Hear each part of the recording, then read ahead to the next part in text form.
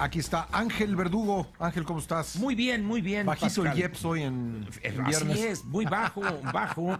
Pero lo curioso es que el doctor Mesmacher nos está contradiciendo, porque recuerdas que hace 2 semanas estuvimos en 2.13, sí, que había sido de 1.82, subió a 2.13, la semana pasada subió casi a 2 pesos, 1.98, y ahorita a 2.27. Quiere decir que en un periodo de 3 semanas, de 1.82 subió a 2.27. Estamos hablando de 45 centavos. ¿Por qué? ¿Quién sabe? Es decir, esto cae en terrenos de lo ignoto. Aquí la pregunta sería, Pascal, ¿qué va a hacer si es que efectivamente el doctor Ursúa será el próximo secretario de Hacienda? Y lo digo no porque tenga información privilegiada de que lo van a descabezar como a Vasconcelos, pero 4 meses y medio es un periodo muy largo, pueden pasar muchas cosas. Pero suponiendo, sin conceder, diría algún abogado famoso, que llegue él a la Secretaría de Hacienda, ¿habrá esta apertura informativa, por ejemplo? ¿Se conservará por parte de la Secretaría de Hacienda esa entrega de documentos mensuales con toda la información y datos relacionados con las finanzas públicas, la deuda, los documentos trimestrales? Eso es una parte importante y la pregunta es válida, Pascal. Por este anuncio de López, donde dice que van a desaparecer las direcciones de comunicación social y que todo se va a concentrar en alguna gran elefantiásica oficina en presidencia. ¿Qué hará un interesado en obtener alguna información específica en economía, en Hacienda, etcétera? A ver, están obligados a ponerlo en su portal, ¿no? Toda aquella información que no, digamos, sea excepción de la ley de transparencia, tiene que estar en el portal. No sé si esté normado legalmente, no tengo esa información. Pero al final de cuentas, el derecho consuetudinario, la costumbre, si tienes tú desde 1995 con esa apertura informativa, bueno, pues no tendría sentido que de repente la cortes. Por ejemplo, la Secretaría de Economía tiene una excelente sección, un área en su página, donde te da al detalle exportaciones, importaciones, destino de la inversión extranjera, por actividad económica, por estados, por países de origen. Es decir, ¿qué va a pasar con todo eso? Esto no es una pregunta irrelevante, Pascal, es una pregunta... No, claro que no. ¿Por qué razón? Es que a muchos les parece... No, al final de cuentas las decisiones de los agentes económicos privados se toman en buena medida con base en esos datos que ya nos hemos acostumbrado a tenerlos con la periodicidad requerida. Sí, los datos del Secretariado Ejecutivo del Sistema Nacional de Seguridad, ¿no? Pública también. Es decir, ahora, los jóvenes ahora no tienen la menor idea de esto que estoy hablando, pero no hace muchos años, Pascal, en este país el estado que guardaban en cuanto a monto se refiere las reservas de Banco de México se conocían 2 veces al año, una en la convención bancaria en Acapulco y la otra el día del informe presidencial. No había forma de saberlo más que en esas 2 ocasiones. Hoy tú tienes una información prácticamente diaria. Así es. Entonces, de alguna manera, los que siguen la economía o los que seguimos la economía mexicana, nos hemos acostumbrado a un acervo, a un flujo de datos y en algunos casos de análisis de esos datos, de tal manera que sería pues un retroceso tremendo en cuanto a conocer la marcha de las finanzas públicas, el nivel de la deuda, contrato de empréstitos, tasas de interés, etcétera, etcétera. Valdría la pena que el doctor Ursúa en algún tiempecito que le quede entre las ocurrencias por aquí y por allá, que hiciera un compromiso en torno a mantener ese flujo de información y que por otro lado alguien, no sé quién, porque pues todavía no son gobierno ni nada, también hiciera un compromiso en cuanto a la política de información se refiere, que se ha seguido a la fecha, se va a mantener. Ahora, el Banco de México evidentemente lo va a mantener. Totalmente de acuerdo. Lo que pasa es que hay información que no genera Banco de México. Es decir, Banco de México seguirá con su política, todo lo que tiene que ver con política monetaria, tasas de interés y los estudios que hace Banco de México que tienen que ver con crédito, con la base monetaria, etcétera. Eso no tengo la menor duda que seguirá. Y los indicadores económicos, lo pregunto porque de verdad no lo sé, es decir, como tú dices, nos hemos acostumbrado a tenerlos a la mano, pero ¿qué tanta obligación legal es hay? lo que no sé. Tenemos que averiguar ¿valdría la pena ahí en el INAI o revisar la ley? ¿Y por qué no he revisado yo la ley? Porque me he acostumbrado a que sea algo... Como dicen en inglés, se toma por garantizado, taken for granted. Entonces, la verdad es que eso es una preocupación que no pocos tienen hoy. Pero vayamos ahora, Pascal, a algo que tiene que ver con la cruda y terca realidad. Qué bueno que completaste la frase, lo que dije tiene que ver con la cruda. No. Normalmente pisteo poco y en los días que no No es cierto. Hemos sido informados o sabemos que de esta visita del secretario de Estado con algunos funcionarios que lo acompañan para sostener una plática formal con el presidente de la República y posteriormente una visita que no se sabe si es de cortesía o no con López y algunos de los integrantes de sus equipos.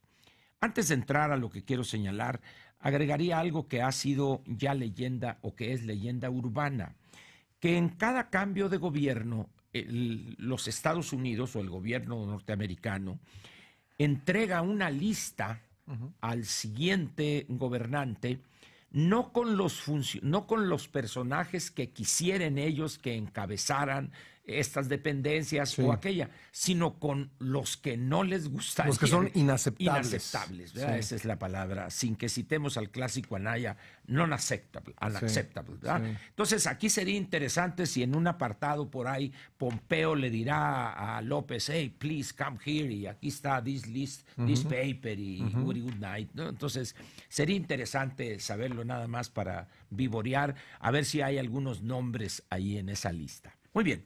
Pero vayamos al tema, Pascal. Cuando uno se entera de las medidas de seguridad alrededor de la visita, en ese momento se exhibe la ingenuidad casi pueril, infantil de López. A mí me cuida el pueblo y también los fotógrafos y los camarógrafos. Cuando te enteras tú que hay un operativo de seguridad que empieza en Insurgentes hasta la calle de Monterrey y una buena parte de la colonia Roma, dice uno, esa es la actitud responsable de un gobierno. Imagínate que el gobierno norteamericano aceptara, no, bueno, pues Pompeo, oye, ¿qué seguridad? No hay problema, el pueblo te va a cuidar. Dice uno, ahí es donde la realidad empieza a cobrar su factura o a tomar cuerpo.